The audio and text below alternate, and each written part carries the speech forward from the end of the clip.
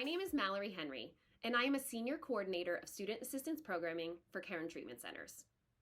Thank you for pushing play to learn more about the concerns of adolescent cannabis use and how you, as a parent, guardian, or loved one, can help your child. This will be the first in an 8-part video series. Each video will contain information that your child may have learned if they attend a cannabis awareness and reduction group, or information that might just be helpful for you to know as a caregiver.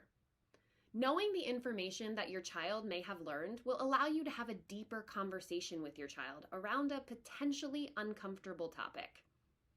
Cannabis, or what you might call marijuana, is a genus of a plant that grows indigenously in different parts of the world.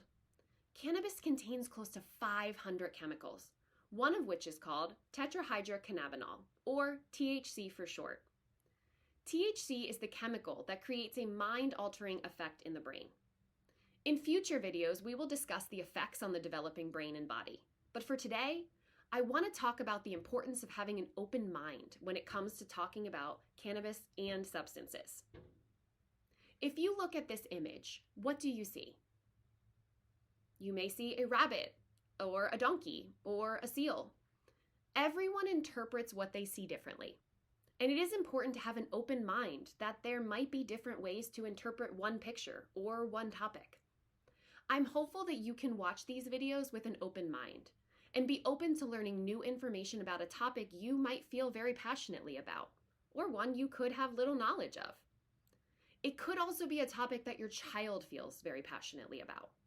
My goal is to provide you with accurate, research-based information on a topic that, quite frankly, changes frequently.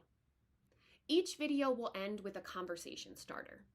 Some of these conversation starters might be centered around cannabis use or information, but some may be general conversation starters. The point is to have an open dialogue with your child around topics that could be uncomfortable.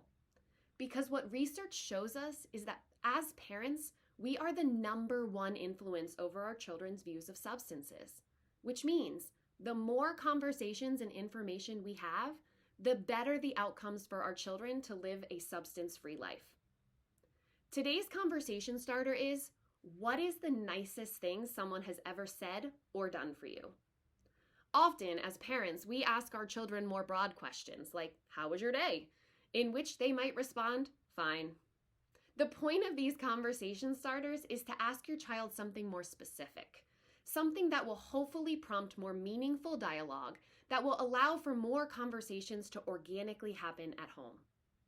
I hope you find the time to ask your child our conversation starter for today, and I hope you tune in to the next video in our series.